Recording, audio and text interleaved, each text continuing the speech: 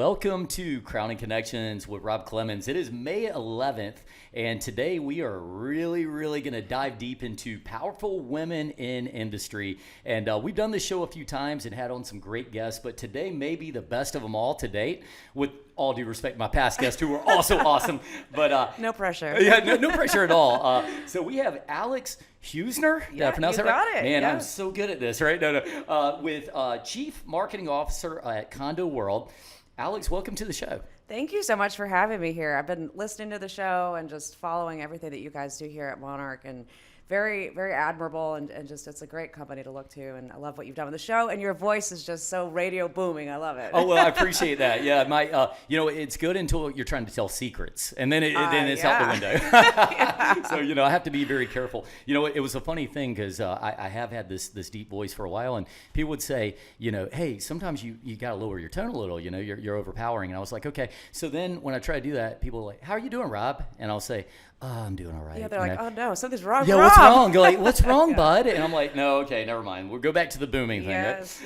Well, Alex, super excited to have you here. Really pleasure because you also are doing your podcast. So tell me how that's been going. Yeah, sure. So we have my partner and I, Annie Holcomb. We have Alex and Annie, the Real Women of Vacation Rentals, and it's a podcast about vacation rentals, short-term rental industry. But as I was telling you earlier, we talk about a lot of other things that are just more business-related, leadership, mindset, destination marketing. So we kind of go between a few different verticals there, but we've really enjoyed it. We started it last fall, and it's been wonderful so far, just getting to talk to some of the brightest minds in the industry and outside of the industry, and really just connecting the dots. And that's kind of what the premise for the show was when we first decided to do it. Was actually Annie and I, during COVID, we did a bunch of clubhouses, and we were having these great conversations with these people. And Clubhouse, of course, once it's done, it's done. You can't go back and listen to it. And I said to her, we've got to figure out a way to keep that content. I don't know if we're going to do videos or what we do. And so finally we're like, well, why don't we do a podcast? And Annie's joke is, all good decisions happen after a couple good glasses of wine. And that's basically what it was. And we were trying to figure out what we call it. And I said, Alex and Annie. It's our names, right? Man. But it's Alex and Annie is another brand. But I thought, it's kind of cute, just Alex and Annie. So we did that. And then we thought, the real women, like the real housewives, real women of vacation rentals. And so it kind of all, we didn't know where it was going when it started, but it just all came together really quickly, and it's blown up now, and we're loving it. But. Man, that's really cool. For a minute when you were telling the story, I thought you were going to say, and so we named it Merlot Talk. It very well could be called that. It would be great if you always had a glass of wine, and that became your theme. Well, we have coffee. We have coffee mugs. Okay, nice. And so our logo is it's our little cartoon characters, but we have coffee mugs with them, with the logos on there. And so when we're doing our episodes and watching YouTube, you can see us drinking out of the Awesome. Always coffee in there? Or is there any surprises? Yeah, we have not had any wine during an episode yet, which is really surprising, but it's not to say it won't ever happen. Yeah, well, good. You got to keep it exciting. And then you can almost guess, was this the episode where they did the wine? Exactly. They were very festive for some reason, right? No, that's awesome. Well, you've had a lot of success with Condo World. Tell us a little bit about the business and how it got started. Yeah, sure. So I moved to Myrtle Beach in 2007, and I moved down here. I went to school. I'm from New Hampshire originally, but went to school at Radford University in Virginia, and had some friends that moved down to the area, thought I'd try it out, and came down. And really for the first year that I was here, in 2007, Myrtle Beach was a different place. It has grown so much in the last decade or so, but I didn't really see a whole lot of opportunities for not necessarily women, but just young people that weren't connected to the roots of Myrtle Beach to do well in business. And I was constantly getting discouraged that I was in sales and I wasn't selling well, and I just wasn't making the connections, and didn't have a good support system for people that were going to kind of get me to the next level. And I was considering going back home to New Hampshire.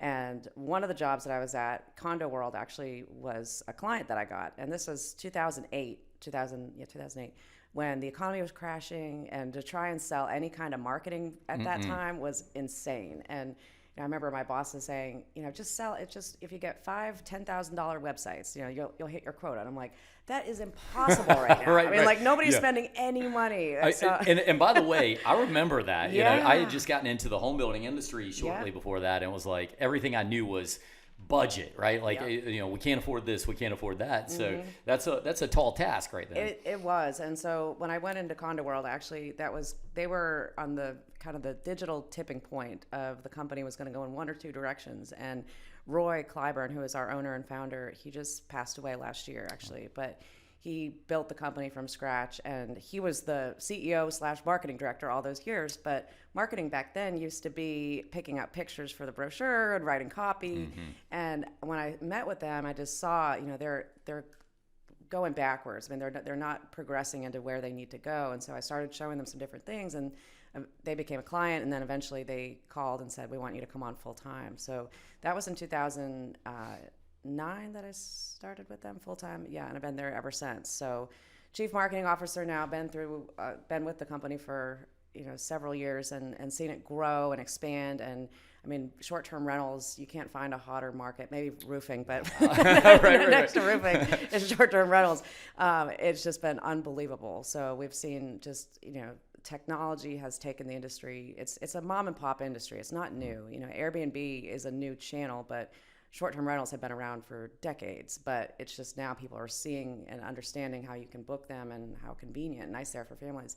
So just the technological journey of we do all of our tech in-house, our website, property management systems, scheduling, all that stuff is all done in-house. So we've really grown the company into both a technology company and vacation rental business at the same time. That's so cool. I mean, what would you say, because you really have, I mean, you're almost underselling it. You've done a lot of really cutting edge marketing stuff. And I have followed you on LinkedIn for a while, and I recommend anybody, follow you because you guys are doing wonderful things. What do you think has been the evolution of the marketing? Because if you go back to 2007, people were still putting a lot of like ads in the newspaper, for example, right? Yeah. And you're not doing that. So where has it evolved to now? What's the best way to kind of get your brand out in your mind? Yeah, I mean, I think it's two-sided. So it's branding, and then it's anything online, right? So it's getting your brand and getting online. It sounds simple, but it's true. And one of the benefits or the advantages I had when I started at Condo World was Condo World is an incredible name, right? I mean, it's like a McDonald's kind of name that it has the runway for growth for anything that we want to do, and the backbone of a really well-built company that they just needed to kind of get everything together from a branding standpoint of how they were perceived and marketing and the audiences we go for. So really, we just kind of got all that under one roof, got it together, and then just started executing on the best strategies. But really, I mean, just seeing online booking take off. When I first started, we did some online bookings, but I mean now we have an in-house sales center too, or call center. But online is just huge, and because of Vrbo and Airbnb, really that's just really taken it to another level. But I guess the best thing I can just say is just really focusing on the brand and then making sure you're everywhere that travelers can be, because travelers look at a lot of different websites when they're booking a vacation, and you just have to be everywhere. Got to be everywhere. I totally understand. How often do you have to deal with knuckleheads in your business? Because I imagine short-term rentals, you get an occasional knucklehead who goes in and does something, with a short-term rental. Like a guest? Oh yeah, right. So the nice thing is I actually don't really deal with guests. Oh, good. Congratulations. But I have a complete 100% empathy for our team that does. So it still affects me for sure. But yeah, no, it's being in the hospitality industry in any vertical right now is a tough thing. But we've had some crazy guests. We've had guests that go into the wrong unit, and another company had the unit and they didn't cancel the reservation. Somehow the guest still got the keys, and then our guest showed up. You had two families in a condo. Oh my God. One was down on the beach, and the other family showed up, and they thought it was just other people in their family. You can see where this is going, right? Then they go down to the beach. They all end up in the condo, and everybody's screaming. This was like, I don't know, maybe 8 years ago or so, but awesome. I'll never forget that story. Yeah. It's almost amazing it doesn't happen a little more often. I know, what I mean? honestly. Yeah. Oh, gosh. Yeah. Well, that's awesome. What, from your perspective, I saw that you were the North Myrtle Beach Chamber Rising Star. You got that title. How did you get that? I mean, what all kinds of things did you do to get that? Because that's a great award. Was it your business exploits, your volunteering? What kind of things? So actually, this kind of ties into the marketing too. Our area here is very well supported by both two chambers. So the Myrtle Beach Area Chamber of Commerce, that's the DMO for the area, and also North Myrtle Beach. And when I started at Condo World, that was one thing that Roy always said was, we got to make sure that we stay really active within the chamber. That's how we market. And I didn't really know much about chambers, and in most areas of the country, the chamber isn't actually who promotes, it's the CVB, but both of ours are dual chambers and CVBs. So that means that they get the tax money to go out of market to get visitors here. So have been very involved with both boards. I was on North Myrtle Beach Chamber Board for 6 years I think like 2010 to 2016, somewhere in there. And then I've been on the Myrtle Beach Chamber Board since 2016. And I'm the chair of the board of directors this year for that one. Nice. But I got the North Myrtle Beach Rising Star Board, so it kind of bounced around. Our business is in North Myrtle Beach and still support both of them, obviously. But it's, for me personally, my personal growth and as well as the company too, but it has been just the experience of a lifetime being involved. I think it's really easy to just get into one business and stay between the walls and just know what you know about whatever the topic is or industry you're in.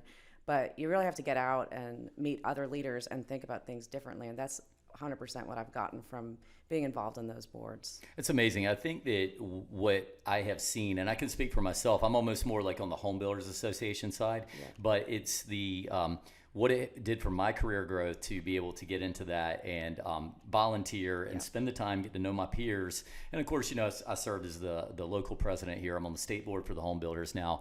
But, how much has that affected your personal career? I mean, it sounds like it's done great things for you. And did you decide to do that on your own, or did somebody give you that advice to do that? When you start showing up a lot, you get called on to serve. Yeah, right? And so I don't know that I didn't go into either situation planning to try and be a board member, but just getting involved in the marketing side and being able to help shape the direction on a lot of things. Like when you get connected to something like that, you just want to. You don't want to stop. Like you want to be able to keep giving to it. So it's been a labor of love over the years. But I love the work that I do there very much. But I think it connects you. It opens you up to different opportunities within the podcast. I mean, that's part of what we do on the podcast is talk about destination marketing and these other areas and how they do it, and tax regulations and short-term rental regulations, all these different things that we're dealing with in the industry. And I feel like I've got a good seat at the table to talk about a lot of those things because I have become very well versed in it through that work, with the chamber. But I don't know, I watch you guys on LinkedIn. You're always going to conferences and everything too. And Never stops. I love it. And I travel almost as much as you guys do, which is pretty often. And it's so great there. And I don't know if it's the same way with the roofing industry, but with our vacation rental industry, it certainly is. It's a very collaborative type of industry that we go to these events and it's like we're all competitors, but we're sharing information together. We're all trying to, move the industry forward. And it's like, especially after COVID, not seeing everybody for so long, these last ones that we've gone to, it's like a high school reunion, getting to see everybody again. So that makes the job a lot more fun. And I think just being involved, I'm also involved in the Vacation Rental Managers Association, which is a national board, and trying to get more involved in that side of it. So it's that's probably one of the biggest piece of advice I give to anybody young in their career is get involved, and you can go and just serve on a committee. I mean, you're not going to get right on the board, but go serve on a committee, get involved, and you'll meet people, and it'll change your life. I agree with you completely. It's like when you come out, it's a thing where you first walk to that first time at a networking event, you don't know anybody, yes. And it's a grind, but you join that committee, you get to know people, and it leads to great things. I totally agree. What motivates you, Alex? I mean, obviously you're a very motivated person. Is there any person that was an inspiration or just something else that drives you like you do?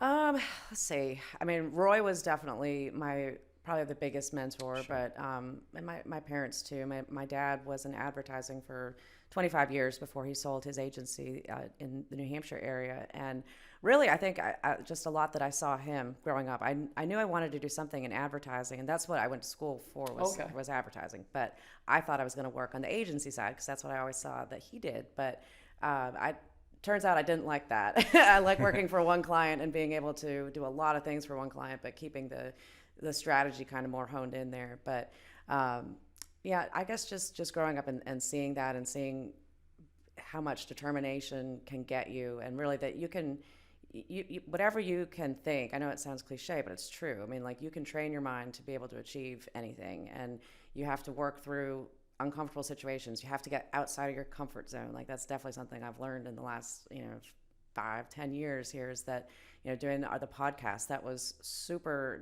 nerve-wracking when we first started it. And we didn't know anything. When we decided to do it, we were like, okay, we've got to figure out software. We got to figure out the microphones. Like, how do we even publish this? Like, we had no idea. And then you get past that, and it's so rewarding. But I think that's overall what motivates me is I like to see progress. I like to be able to feel like I've accomplished something and that I've done something that I knew I couldn't do before. Last night I emceed our chamber annual meeting in front of 400 people. Yeah. I've never spoken in front of 400 people, but it's these little things that you do along the journey that like it just builds up that confidence muscle that you have it when you need it. And normally, if this was a year ago, last night, I would have been shaking like crazy going up on stage. Wow, and I wasn't nervous at all. And so it's just, I'll say, I think a lot of that's come from what I've gotten from the podcast. So I was about to ask you, so it's not for everybody. And I found, I love public speaking. It's one of my favorite things. And sometimes when people are coming up to the front, I see the terror in their face. Yeah. And I have to remember like, some people really don't like this. How did you get over that fear? I mean, because last night you said no fear, right? Yeah, so like what do you think it was? Is it just practice makes perfect, or? I don't know, because I've never liked public speaking. I've always kind of made myself do it and raise my hand in class and raise my hand at board meetings, but like even still just asking questions in front of a group of 20 people that are much older than you and more established, I would always still get really nervous in those situations. So now I don't get nervous in those either. So I guess it's really just building that confidence that you can do it. And at the end of the day, I think I've learned too that if you're nervous about something, everybody else in the room is nervous or thinking about something else too, right? Absolutely. Yeah. And that's a really important thing to remember. It's like we all get inside of our own heads and think, this one thing that I'm worried about, they must be thinking about that too, and nobody is. So it's more of a mindset thing, I guess. Definitely a mindset for sure. Well, I'll tell you a story I don't think I've told on this show before, but I was asked to go to a graduation at one point and I give out an award. And so as the award, they said, you had to give a little speech. I'm like, oh man, I'm the king of giving winged speeches. I'm like, I'll do that. I didn't even practice, right? So I'm going number 8. I'm like the 8th award giver / speech giver. Oh yeah. So I sit down and I'm like, just confidently sitting there. It's a giant crowd, by the way. I mean, it must have been 1,000 people there. Oh, wow. I'm like, it's all good. I do public speaking. This is great. And then the first person comes up and they're like, our company was founded upon blah, blah, blah. And JFK once said blah, blah, blah. And I'm like, oh, no. Oh, wow. And then the second person did it. And the third person, they all have quotes. And so I get up there. I'm like, well, guys, hi, how's it going? This is where I turn to win with personality. And at the end of the day, mine sounded different than everybody else's because I was trying to speak from my heart to the people. But at the end of the day, I was like, you know what?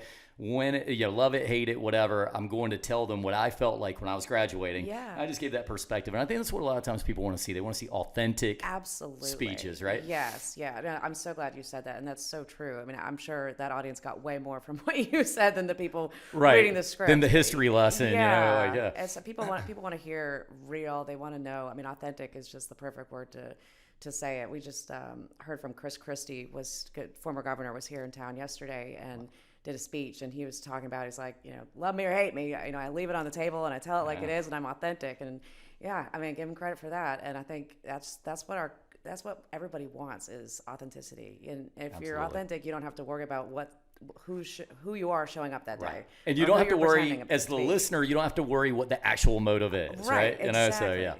And we've done the same thing that I think you've done with your podcast, which is why it's so enjoyable to listen to, is that we've made it into just a conversation. And it's not like those people that had the speech. We don't have 20 questions that we're going back and forth reading. We meet with somebody, we get a gist of what we want to talk about, but then we make it into a conversation. And I think that's where the authenticity really shines. And I think that's the cool thing about podcasting, because it's not as scripted as just watching somebody on camera. But Totally Even though we agree. are on camera. Yeah, right no, now. no, it's great. But you know what would be fun? Since we're a couple of podcast veterans now, right? Yeah. Like we started ours around the same time you started yours. Did So you? know, Yeah. a little around there. So Yeah. we should do sometime like almost a spoof. Yes. Hi Alex, tell me about We should actually, we've thought about that, having somebody come on our show and like when it starts after the little jingle, like, I'm Alex and Annie, but like it's Rob and somebody else. We're like, what? Oh, that would be totally cool. Like, yeah. We could actually like flip flop podcast for Yeah, a week. Like you go do Crowning Connections and I'll do. Yeah, it'd be great. Podcast swap, like life swap. Podcast. right. We just came up with something. I Podcast think so. swap. Actually, that would be really cool. Oh, that's crazy. Well, see, this is how good marketing works. Yeah, You exactly. Just bouncing Bouncing ideas. ideas. Yeah, You ought to watch my marketing team. These guys, they get a couple of lattes in them, and yeah. things are going crazy over there. Yeah. In We a have good a way. Dunkin' Donuts right across the street. We there, do. So that helps. I was trying to get a Dunkin' Donuts sponsorship. I think we're still working on that one. So anyway, Yeah. right. Hey, tell me about global hospitality. I saw you on the cover of this magazine. What's that all about? Yeah, so actually that's another funny thing that happened. So we were nominated, our podcast, for the top 30 hospitality podcasts of 2021. Wow. When that nomination came out, we had only had, I think, 4 or 5 episodes under our belt. So I got the notification on LinkedIn and I read it. I thought, I must be reading this wrong. Like, there's no way that they mean this and that to us. Like, we don't even know what we're doing yet. So, and Annie, I called her and she was like, that is just absolutely crazy. But International Hospitality Institute, it's basically an institute that promotes the professionalization of all verticals within hotel, vacation rental, travel, everything. So between operations and just best practices, and Nice. they do courses and stuff like that. And they're kind of looked at as like the giant go-to university type situation there. So we got that. We were on the cover, and it's crazy, but it Wow. happened somehow. But the funny thing is when we announced that we were going to do this podcast back in October, and we were at one of our trade associations, VRMA's events, and we had just left a session, and I said to Annie, I was like, now's the time. I was like, we got to post it while we're still here, because people had been hearing that we were going to do something. I was like, let's post it. So we posted our logo, which is those cartoon characters, actually just Bitmojis. And by the way, they're super cool. I love that. That's like such a great idea. And if Annie was here, he'd be like, God, it actually looks just like you. This is crazy. right. But we posted that, and you would have thought that we had discovered fire or something. Like, everybody was coming up to us, when is it going to air? When is it going to? And we're like, we have no idea. But like, we, commit first, figure it out later. It's one of my favorite quotes. We did that, and then we had to go back and figure out how to do it. But when a couple of weeks later, we had started the show, we had another event in New Orleans, and we set up to do a photo shoot. Because I was like, I have a feeling we're going to need pictures of us that are better than us just drinking wine at the bar. Right.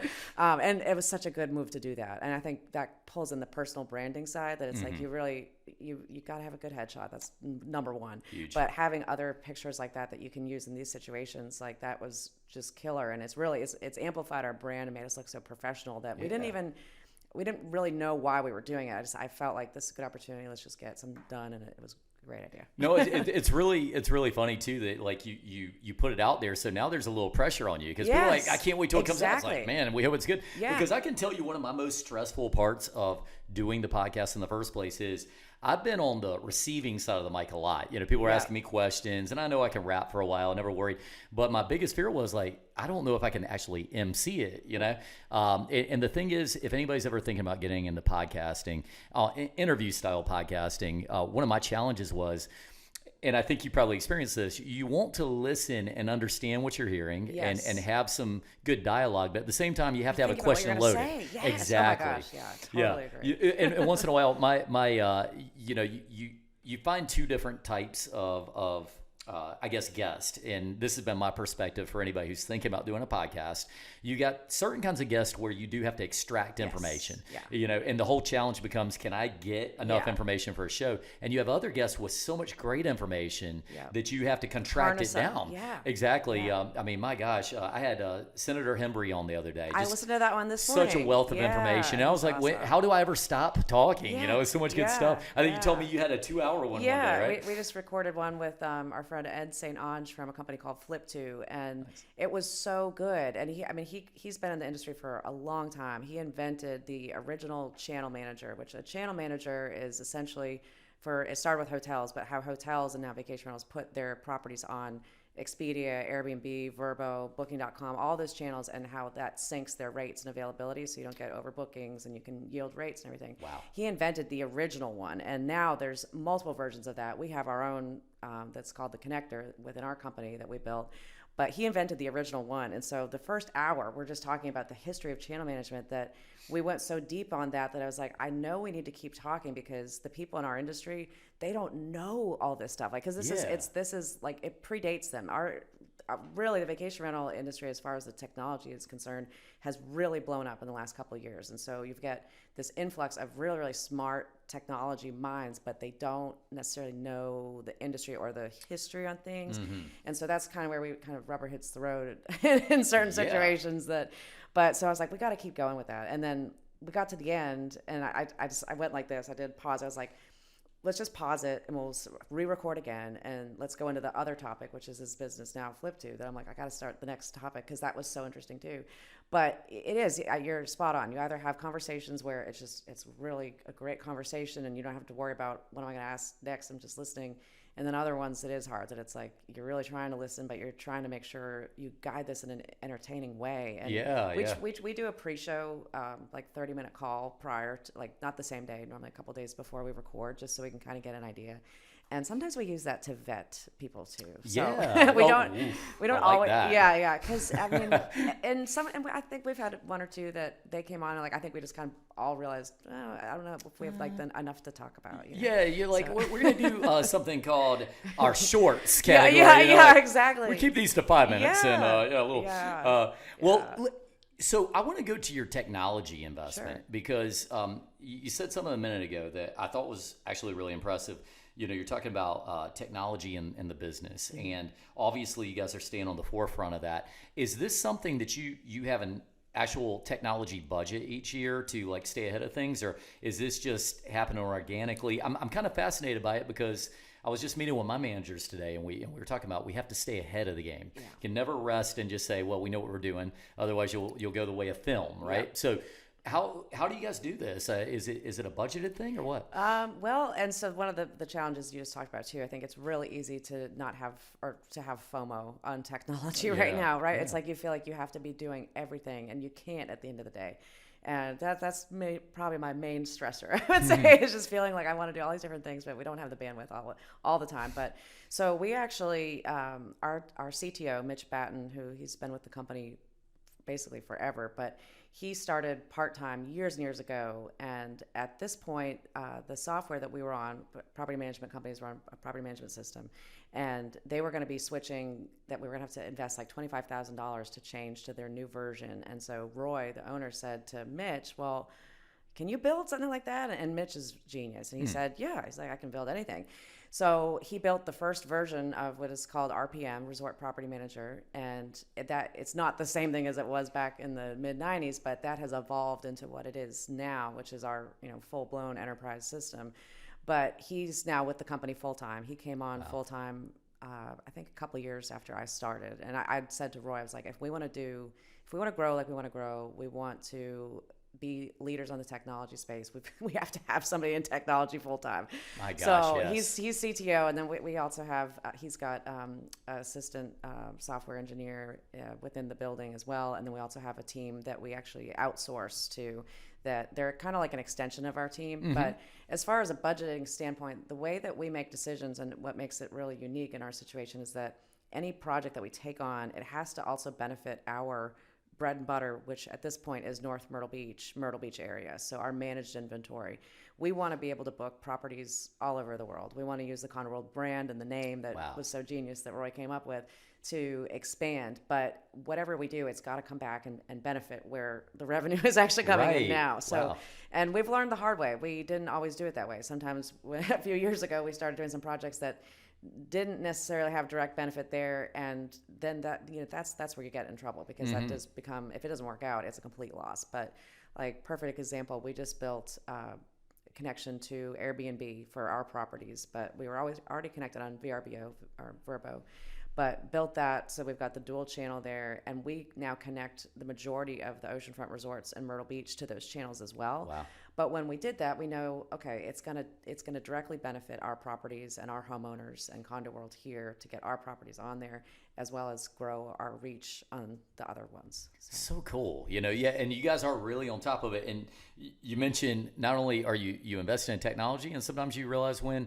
maybe this investment wasn't quite what we were hoping for, but you keep pushing for the best. Yeah, so. Everything's more complicated than you think that it will be, right? Or it's like, right. I mean, anything that you think you need to do, it's going to be 10 times harder than what you thought, and we've definitely learned that. Right.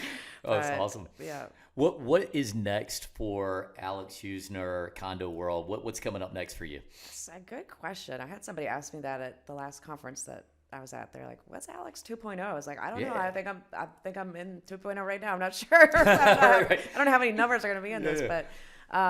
For us right now, I mean, just continuing the same thing that we've always done, that just to amplify the Condo World brand, to continue to grow and find ways that, like I said, are going to leverage what we have here and then also enable us to grow elsewhere. But the podcast is an incredible opportunity, I think, and that it's great because it allows me to connect everything that I do. That I went into this year with one job as CMO, and I came out with a podcast and chair of the board of directors. So it's really 3 jobs I have right now. Right. But the podcast, I think, is great because it connects all 3 things together, and there's just so much opportunity for growth that it's one of those things that it's like we're not really sure how to even assess it, but I know there's a lot there.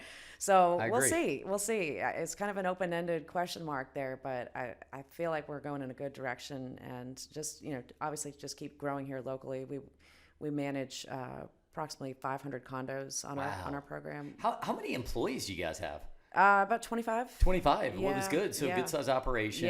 Yeah. But we want more. We want to be able to manage way more properties. So there's still plenty of growth. I mean, there's thousands and thousands of rentals in our area here. So what do you have to do to recruit good people nowadays? You know what? So the challenge is on the maid service. That's the tough part. Our core group, our turnover of employees is essentially nothing. I mean, once you work at Condo World, you don't leave. It's that good of a company. So we haven't had a hard time with our core staff, but getting the people to clean the condos, that's been a challenge. It's a little bit harder to get some kinds of work these days, right? Yeah. And our turn day, we turn every Saturday in the summertime. So I mean, we're turning 500 condos on a Saturday. You got to be fast, right? Yeah, multiple teams, and we work with vendors that outsource that, so we're not directly hiring the people, but we see the challenges when they don't have people. Ben Clyburn, who's now president, he does everything in the business, and I have all the respect in the world for what he does. Last summer, he literally had to get up every Saturday morning at 2:00 and start driving around to get the linens ready and do all these different things because we didn't have enough staff. And I did volunteer. I had volunteered the marketing team. I was like, "Do you want us to clean?" No way. Yeah, but at 2 a.m. Not at 2 a.m. Okay, right. Oh, wow. But they said no. So I don't think that they think we're good cleaners, which maybe we're not. Yeah, you may not be. Like you guys have a great skill set. Yeah, exactly. That's awesome. Yeah. So you went to college, and I did too. So I like to sometimes ask. What would you recommend to somebody who's about to graduate from college or just get into college and they're looking to maximize themselves? Do you have a recommendation for, how to make the most of yourself?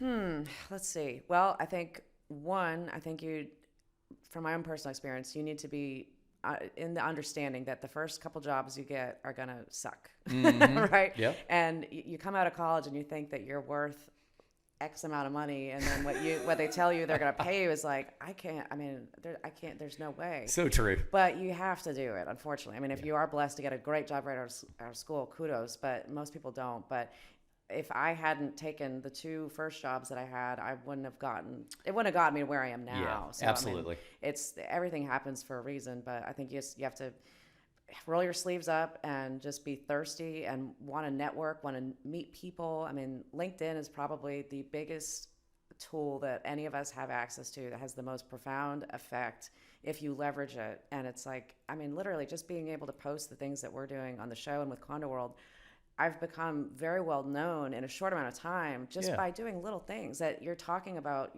what's going on in your business and you're interacting with people, and it's viral. And I think you have to be comfortable putting yourself out there. I mean, that's another thing too. But get involved if there's a Chamber of Commerce. Big fan of that. Get involved with committees. It doesn't, even if you're not in marketing necessarily. There's all sorts of different committees within those types of organizations that you meet people, and that's how you find opportunities.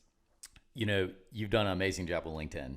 There's no question about it. That's how we actually ended up originally hooking up here. And do you allow every single person on LinkedIn that, how like people will be like, I want to link in with you. Do you allow everybody, or do you just kind of like discriminate? Not discriminate, but you know what I'm saying? Like, sometimes it just depends on my mood, to be honest. Sometimes I'm like, no, absolutely not. Yeah, no, but of course not. For the most part, I mean, I look at how many connections, if we have a lot of shared connections, that's normally the number one indicator. But the one thing that it drives me up the wall, and it's hard to believe that marketers still do this. I'll see an invite from somebody. It's normally somebody from like a marketing type company, and I'm like, and I'll accept it, and immediately, and I get a message in my inbox, and that is such a turnoff. Stop doing that, people. It's so bad because I know you're sending that to everybody, and it's just to me it's mind-boggling. I mean, we are in the age of personalization and customizing experiences for, in our case, for guests. I mean, for whatever kind of client that you're bringing on, that's such a turnoff. Like, it's become hasn't it become the modern day telemarketing? I'm going to look you up on LinkedIn and pretend I know you, and then I'm going to start dropping marketing on you. Yeah. Well, I agree. A lot of times I'll see people and they'll put in like director of marketing, and I'm like, look, I want to help people. That's one of my goals, and if you're trying to get into the business, I want to get to know you a little bit, and I'm going to help you out. But when you do it and immediately see the message pop through, you're like, oh, no. It's like, there's ways. I mean, I don't know if it's a setting on LinkedIn, but like you can also just follow people without connecting, and then that way you can comment on the things that they shared. That's the way to engage. If there's somebody that you want to talk to, that's what I would say. I mean, start engaging on their posts, because they'll notice that. I mean, that's the way to do it. Very, very cool tips. Who's the most famous person you're linked in with right now?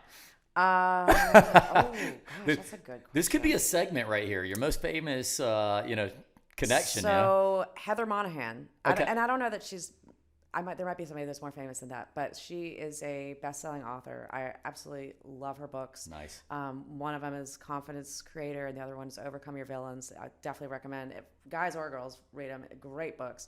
But she kills it on LinkedIn, and like she's built her brand 100% on LinkedIn, and it's just inspiring to see. And like she'll say the same. She has a podcast also. Her podcast is awesome.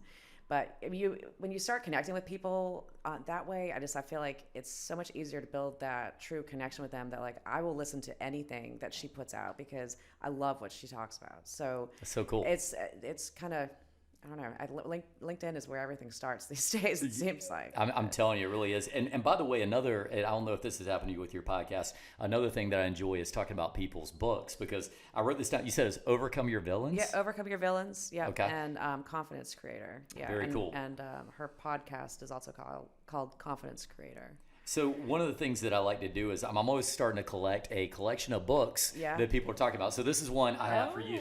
Oh my gosh. So we actually saw this one. It's Never Fly Solo. Okay. And I'm going to give you this one. I recommend you read it. Okay. I'm going to let you borrow it. You got to bring it back to me now. After you get, but we actually met this guy at a speaking event, and he did a great job. He had just given us a lot of great leadership techniques and stuff. Yeah. So I wanted to give that to you so you can kind of check it out. Let me know what you think. So we'll talk about later.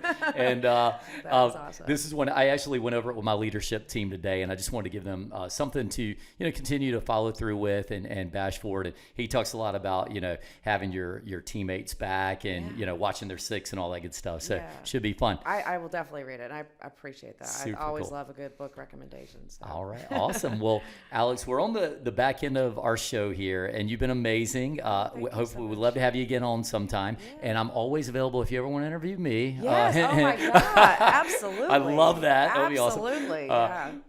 But no, seriously, thank you so much for being on. Alex Husner, Chief Marketing Officer at Condo World. She's got a podcast. It's Alex and Annie. Yeah, alexandanniepodcast.com. And go visit her there.